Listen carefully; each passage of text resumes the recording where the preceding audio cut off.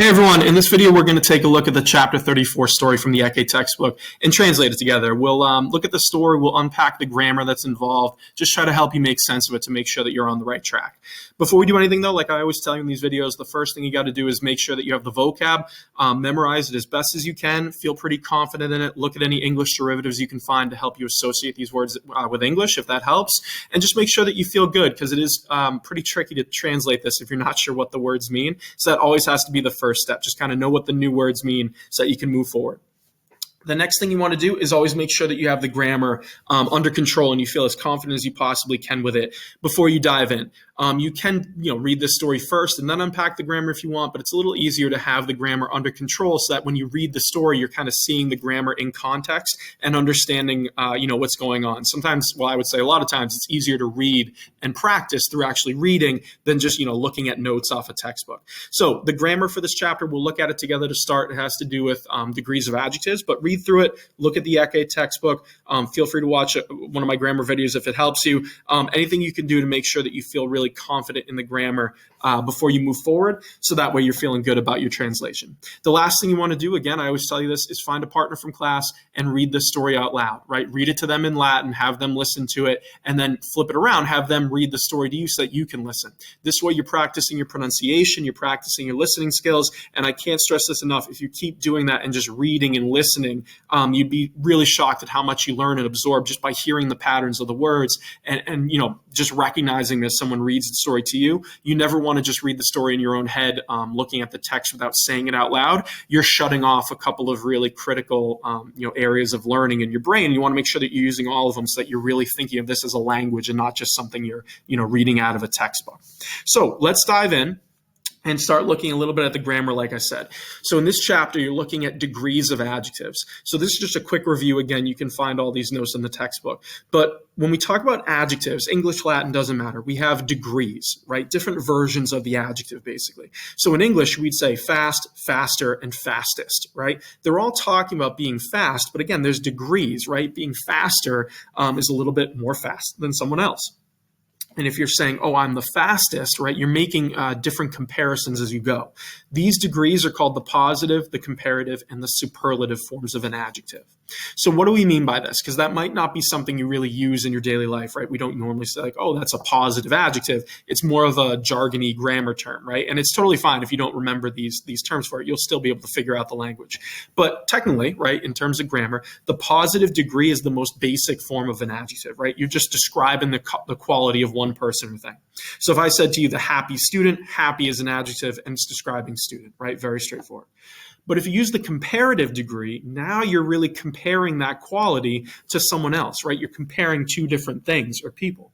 So if I said the happier student, that means something different than the happy student. I'm comparing. So what I'm really saying is there has to be two students here and one is happier than the other, right? They're both happy. It's just degrees, right? One is more happy than the other. We call that the comparative degree, which makes sense because you are comparing something. Lastly, we have the superlative degree, right? This is emphasizing the highest degree of equality. You can hear it, the super, right? And superlative meaning above or the highest, right? Is kind of the idea. So this is the highest degree of it. So if you said the happiest student, you're saying something different than happy and happier. I'm saying of all the students possible, this is the happiest one. Right? So it's more than just comparing two people or two things, which is what the comparative do. Now I'm comparing one noun against everyone else, right? Every other thing. That's the superlative. So again, this is happy, happier, and happiest in English, just to give you an example. So how do we do this in Latin? Well, we've been using the positive degree this entire time, right? The first 33 chapters of Ecce have been using positive adjectives. And we broke them down into two groups. We had first and second declension adjectives, right? The ones that end in usa, and third declension adjectives, the ones that end in a. These are positive adjectives. So, words like lightus, right? Happy, that is a positive adjective. You've seen a bunch of these. Magnus is another one. Big is a positive adjective. We've seen these the entire time. So how do we form the comparative? Well, this is slightly different. To form the comparative degree, right, you take the stem of the positive, meaning the kind of basic form of your adjective, and you drop the ending, either the usa or the is-a, depending on if it's first or second or third. Then you're going to add the ending ior if it's masculine or feminine, or ius if it's neuter. This is the basic way of forming a comparative adjective. But we don't just leave it at that. Remember, adjectives have case, number, and gender. So we have to get the different cases involved here. So you take that ending, IOR. Remember, IUS in the neuter, it only shows up in the nominative singular and the accusative singular, right? That's where you're seeing IUS. Remember, in neuter nouns and adjectives, nominative and accusative, always the same thing. So IOR is only the nominative singular for masculine or feminine. So in other words, if I was trying to say the happier boy, right, or the happier girl, I would say Lightior and just leave it alone. But when you use the different cases, you have to add on endings, right, because they have case, number, and gender. So we add to that IOR stem third declension noun endings, right? That's what we stick onto it. And what you end up with is something like this in the chart. So you'll notice the nominative for masculine and feminine, the nominative singular is IOR, Lightior, which makes sense, exactly what we said, and the neuter is Lightius. For the rest of them, we're taking Lightior and we're adding on those third declension noun endings. So you have is, ema, ace, ibis, ace, ibis, right? Those are our third declension noun endings. When you stick them onto the IOR stem, now you're getting the different cases of a comparative adjective.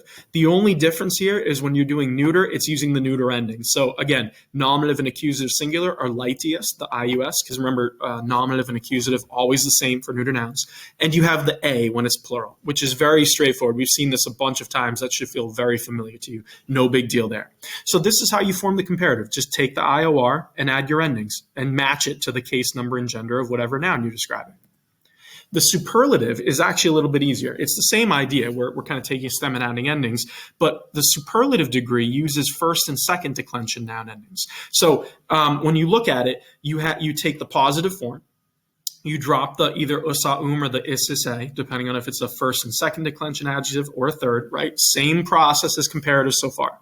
But now we add on isimus, right? Isimus So this is using those first and second declension adjective endings. So it's going to look very, very familiar to you, right? And the isimus is kind of a giveaway that you have a superlative adjective being used. So there are a couple tweaks though. When you have adjectives that end in er, for instance, the word pulcher, right? Beautiful. If the nominative singular form, right, ends in the er, the superlative doesn't use isimus, it uses rimus, right? R-I-M-U-S. So for instance, if you had pulcher, which is P-U-L-C-H-E-R, it would be pulcherimus in the superlative, which makes sense because it ends in an R, you kind of double that R and move on. As you have the superlative there. It's just a slightly different form. You'll get used to it as you go, but the ER words use something slightly different.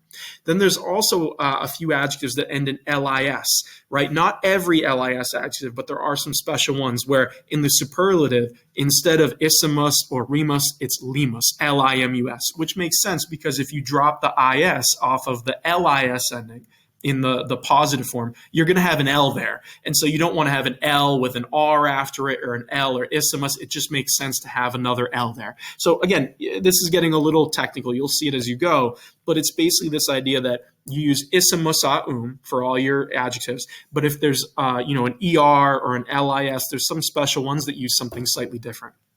So these charts are really getting at what I'm talking about here. So if you look at them, the top chart is showing you just normal first and second or third declension adjectives, right? So the superlative has the isimus ending, no big deal. Down below, you're starting to see the special ones. So we have miser and pulcher, right, in the bottom chart. Those end in ER. So if you go all the way to the right, the superlative, you have miserimus, the R-I-M-U-S ending, and pulcherimus, right? You're doubling up the R. Underneath, you're going to see the same thing. If you have a third declension adjective, as long as it ends in an ER, like teler and aker, you're going to do the same thing. And if it were one of those special LIS adjectives, which you can see in the notes in the textbook, it would just be LIMUS. So no big deal, but this is how you form it and put it all together. You're basically following a straightforward pattern of recognizing and creating comparative and superlative adjectives. And again, they have to match with the case, number, and gender of whatever noun they're describing. The more you practice this, honestly, you could memorize the chart, not a bad way to go, but the more you read and practice, the easier this is going to be to spot, and you'll probably catch these without having to think too much about it.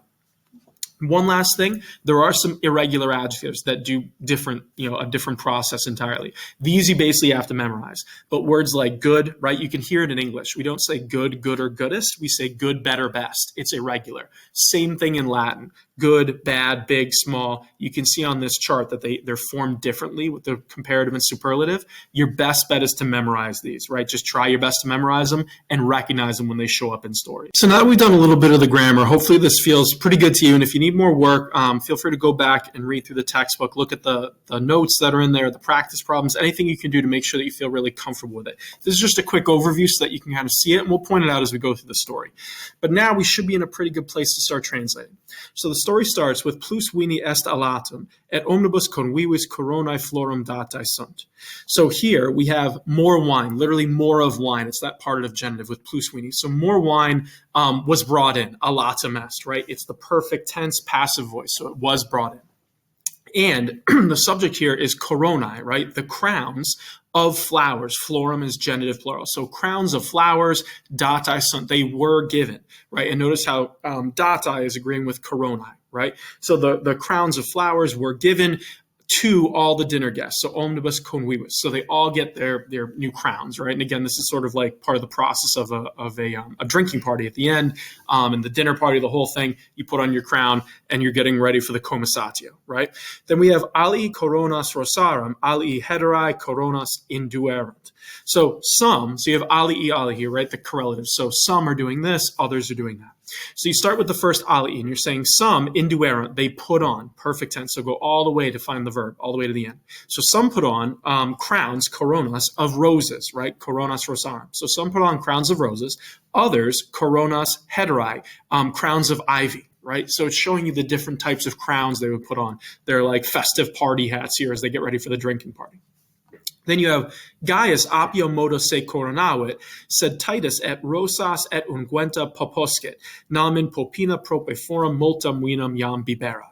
So it's telling you who's doing what here. So everyone has their crowns, and says Gaius, right? He se coronavit. He crowned himself. Se is the reflexive pronoun. He crowned himself only modo with apio, with parsley, right? So it'd be kind of like a plain crown. He's not trying to show off, is basically the idea. But Titus, right, the kind of flamboyant drunk uncle, right, who kind of stumbled in last chapter, he poposcit, he demanded rosas et unguenta. He demanded roses and perfumes, right, unguenta, right? So he wants fancy stuff, roses and perfumes. Why does he do this? Because, because. Biberat, he had drunk, yam, already. So you could almost say he already had been drinking, but he already had drunk in popina, in the bar, prope forum, right, near the forum. And what did he drink? Multum vinum, much wine, or a lot of wine. So the idea is Titus is already drunk, and he's asking for roses and perfume, right, probably to cover up the smell that he's been drinking for a while. And he's a little drunk, so he's asking for the fanciest stuff. Then you have unus e convivis, cui nomen erat Massala, clamavit, quis creabatur arbiter bebendi. So unus, one out of the dinner guests, e convivis, right? So one of the dinner guests, cui nomen erat, literally for whom the name was. You could almost say whose name was. Massala, right? So Massala is one of the dinner guests. He clamavit, he shouted. And he says quis, right? It's our interrogative pronoun. So who? Who creabatur, who will be made, right? Or will be appointed, you could say, created, however you want to translate it. But it's future tense, passive voice. The future tense is the bi in the middle. The tur gives it away as being passive. So not who will make, but who will be made. Arbiter bebendi, right? The arbiter bebendi is the master of the drinking, literally, right? The person who's leading the drinking party.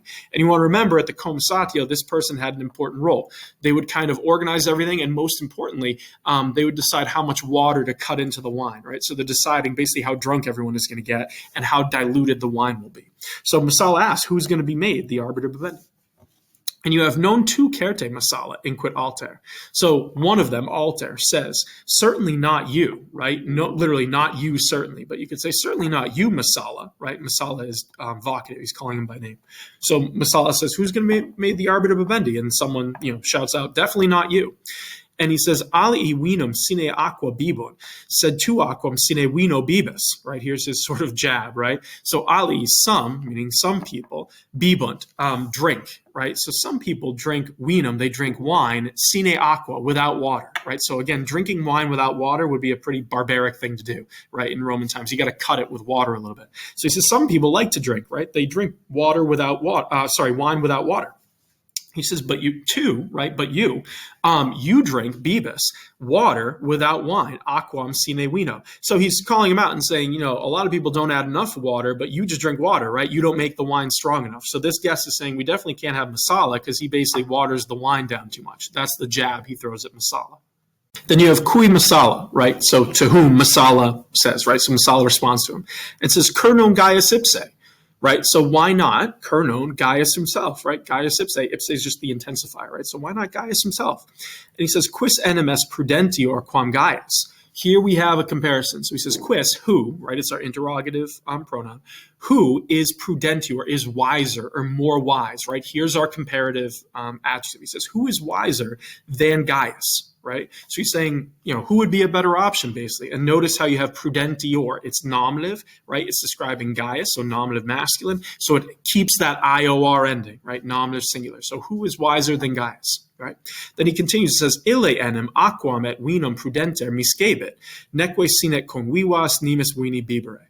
So he, ille, right? He miscebit, he will mix water, aquam, et vinum, water and wine, prudenter. Now this looks like prudentior, right? Except it has a ter ending. This is actually an adverb, a comparative adverb. So save this for now. We'll deal with it next chapter when you learn about it. They look very similar, but it's not an adjective. Prudenter is not describing a noun here. It's describing a verb, miscebit. So he's saying he wisely will mix, or will mix wisely, you could say, the water and the wine, right? And they're talking about how much you dilute the unmixed wine down with the water, right?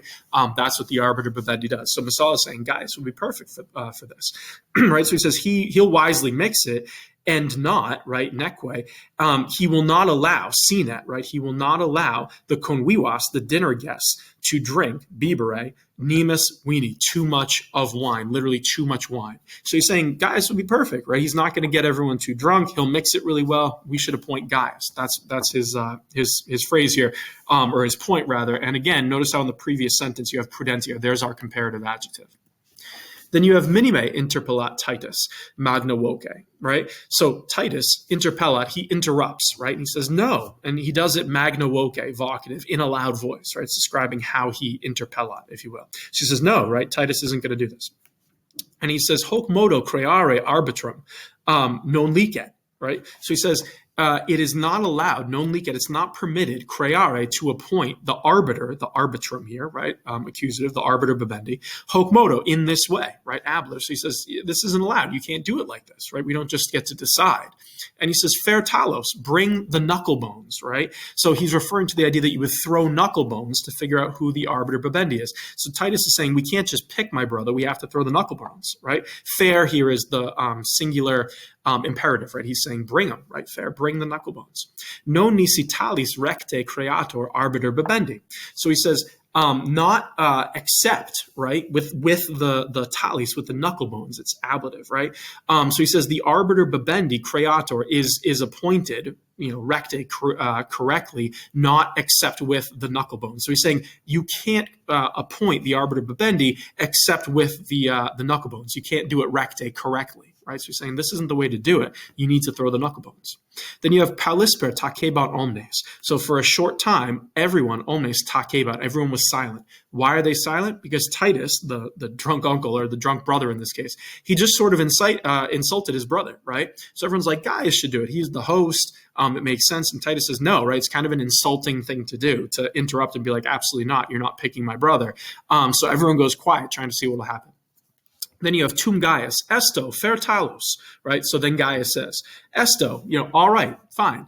Fair talos, bring the knuckle bones, right? So you can imagine everyone having a sigh of relief that Gaius isn't mad that his brother just insulted him kind of here. So he says, bring the knuckle bones, fair talos. Necesse est omnia recte facere. So he says it's necessary, necesse est, to do facere, everything, omnia, there's your direct object, recte, correctly, right? So he says, let's do it correctly. Let's do it the right way. Bring the knuckle bones. Then you have Statimigator tali cum fritilo alati in mensa positi sunt. So immediately, therefore, the tali, the knuckle bones, alati, having been brought in, it's a perfect passive participle. Notice how it doesn't have the verb esse after it. So it says the knuckle bones having been brought in, cum fritilo, with the box, right? The fritilo is the box that you put the knuckle bones in, you shake it up and throw it, right? So it says they came in, having come in with the box, positi sunt. Positi is referring back to tali. So the knuckle bones, right? First, they were brought in with the box. It says then, right? Positi sunt, they were placed. It's perfect tense, passive voice, right? So they were placed, or they were put in mensa, on the table. Ablative, because you're just on something. So first they get brought in, and then they get put on the table. So then we have agaio primo iacti sunt tali. So again, the knuckle bones, the tali, iacti sunt, right? They were thrown. Perfect tense, passive voice. Notice how iacti and tali agree, right? Because the verb agrees with the subject. So it's passive. So you need that ablative of agent here to say who threw them. It's agaio, by Gaius. So first, the knuckle bones were thrown by Gaius. You have essenio, it's a 6, right? So this is a pretty bad throw. It's one of those knuckle bone throws where you get a bunch of 6s. It's really not a good throw. So that's why we have, it's a 6, right? Clamatum est, was shouted ab omnibus, by everyone. There's your ablative of agent. So everyone is shouting, it's a 6, is basically the idea. Then you have dende, unus e convivis talos misit. So next, one of the dinner guests, unus e convivis, one out of the dinner guests, misit, sent, right? Perfect tense, sent the knuckle bones, meaning through the knuckle bones. You have canis, right? The dog, omnes cum risu clamaverant. So everyone, omnes cum risu, with a laugh, clamaverant, shouted. So they're laughing like this guy got the dog, right? So that's the worst one you can throw. Then you have identidem tali nisi sunt, sed nemo veneram yecit. So again and again, identidem, the tali, the knuckle bones, misi sunt, they were thrown. Perfect tense, passive voice. They were thrown. But nobody, nemo, yecit veneram, nobody threw, perfect tense with yecit, the Venus, right? The Venus is the best throw that you're after. So nobody threw the Venus, so they haven't figured out who the arbiter Bebendi is yet. Nobody's gotten that perfect throw. Then you have tandem, Titus talos aripet, et in fertilo magna cum cura ponit. So finally, Titus aripet, he grabbed the talos, the knuckle bones, and he ponit, right? He placed them in fertilo, in the box, magna cum cura, with great care, right? Magna and cura are going together here. So he put them into the box, the shaker box, with great care. You have meum herculum inquit, invoco. So invoco is your verb. I invoke, or I call upon, meum herculum, my Hercules, right? So he's saying a little prayer to Hercules basically here, right? Hoping that he does really well. Then you have tum fertilum vehementer moet. So then he moet, he moved, it probably better means shakes here, right? He was moving the fertilum, the box, right? He shook, you could almost say he shakes the box, vehementer, violently or fiercely, right? He's really shaking it. Then you have omnes titum attente spectant. So everyone is watching, spectant, present tense, they are watching Titus, attente, right? Attentively, it's just an adverb. So they're watching him, and subito mituntur tali. So suddenly, the tali, the knuckle bones, mituntur, they are sent. It's present tense, passive voice. So they're thrown is basically the idea. Est Venus, exclamat Titus. So it's the Venus, shouts Titus, right? So, of course, Uncle Titus here, right? Drunk Uncle Titus throws the best throw. So he's going to be the arbiter Bebendi, probably the worst one they could have picked. And he says, Wiki, I conquered, right? Perfect tense. I won, you might say. I won. Hercules mihi fawet, right? So Hercules gives favor mihi, to me. You could almost say like Hercules favors me, right? Because he said a prayer to Hercules and he got the best throw. And he says, "Nunc tempus est bebendi," which is actually a famous phrase in Latin. He says, now it's the time for drinking, right? So now you can almost say like, now it is time to drink. Bebendi is a form that you'll learn later on, but you can think of it as saying, now it's the time for drinking. Then you have eubeo, duas partes, aquae et tres partes vini. So Titus says, I order, eubeo, right, present tense, 2 parts, duas partes, 2 parts of water, aquae genitive, and tres partes, right, 3 parts of wine. So this is what he's saying. He says, we're going to put 3, basically, if you think of it, 60% wine and 40% water. That's what he declares should be going into their mixture, right? So more wine than water. Then you have primum tamen, merum aripit, et poculum suum complet. So first, however, aripit, he grabs the merum. The merum is that unmixed wine, right? The one that hasn't been diluted yet, which you're not really supposed to be drinking there. So he grabs the undiluted wine and he fills poculum suum, his own poculum, his own mug or not glass. You could say cup, maybe goblet is a good way to do it. So he fills his cup with unmixed wine, which is a dangerous idea here from good old Uncle Titus. And he says, Bene tibi gai, clamat, et poculum statim haure. So he shouts, Bene tibi, like good health to you guys. Bene tibi is like this common greeting or salute you would say before you drink at the dinner party. So he says, good health to you guys. So he salutes his brother, right? He gives a cheers to his brother. And he haure it, he drains immediately the poculum, the cup. So he cheers his brother and he chugs the wine. Bene tibi masala clama, et iterum poculum hauret. So good health to you, masala, he shouts. And again, he drains hauret the poculum. Subito collapsus est. So suddenly he collapses, right? He falls to the ground. Here, collapsus est, it is passive, but you want to translate it actively here. It's one of the special ones they put out in the vocab. You'll learn what's going on here in a later chapter. For now, translate it, he collapsed, right? So he's drinking this merum, this unmixed wine, which is the whole idea. You cut it with water, so it's not as potent. But Titus, he's a little drunk, and he just goes right for it, right? He goes for the merum. And he chugs 2 different glasses of it before he drinks even the unmixed wine. And of course, he collapses drunk to the floor, right? Because that's kind of who he is. And you have Nonbene tibi Titus, inquit Gaius. So Gaius, the brother, says, no good health to you, or good health not to you, right? Titus, he says. So he says, not to you. He kind of does the negative salute here. And he says, ahu, nemus vini yam hausisti. So he says, alas, right? You now are already hausisti, you drained or you drank, you could almost say. Nemus vini, enough wine. So he says, you've had enough, right? Is really what he's getting at. You've drained or you've drained too much, you might say, too much wine already. Yam. So he calls out his brother. He says, you're drunk, right? You're too drunk. So you don't get the salute of good health. He says, not good health to you. Then you have servititum vino oppressum offerum. So the slaves, there's your subject, they carried away, right? Offerant, Titus, and it's Titus oppressum, right? Or Titum oppressum, rather. It's the perfect passive participle. So they carry away Titus, having been overwhelmed, is one way to translate it, right? Having been oppressum, overwhelmed, vino, ablative, by the wine, meaning he's already been overcome by wine, he's drunk. He gets carried away. So remember, perfect passive participles, they happen first. So first he was overwhelmed by the wine, he collapsed drunk, and then the slaves have to carry him away. Then you have Titus fuerat bibende arbiter pessimus omnium. So Titus fuerat had been, right? It's pluperfect of the verb esse. So he had been the pessimus arbiter bibendi, the worst arbiter bibendi omnium of all, or of everyone. Right, so he had been the absolute worst. And notice how pessimus here is the superlative, right? The worst, not bad or worst, but the worst out of everyone. Pessimus omnium. So this is the story, right? We have a few instances of comparative and superlative adjectives, right? You want to practice more. There's not a ton in this story, so you always want to work on more as you go. But you can figure this out as you work your way through. It's bringing in some of the culture, right? The conversatio. It's bringing in some new grammar that you want to look at. And it's also giving you a chance to look at some old grammar, right? In this last or second to last sentence, you have a perfect passive participle. So just keep working at it. And the more you read this, like I always tell you, the more you read, the more you're going to catch on to the endings and sort of the patterns in the words. So you always want to read this out loud and just keep practicing. Even if it doesn't make sense the first couple times, keep reading it and looking over the vocab and grammar so that when you finally have that moment of understanding it, it'll click. And you're like, okay, I got it. I can see what's happening here. So keep working at it. If you have any questions at all on any of this, feel free to put a comment in the video. I'll help you however I can. I'd be happy to help you with it. But otherwise, just keep reading, keep practicing, keep working through the grammar and the vocab, and you should be okay. Good luck.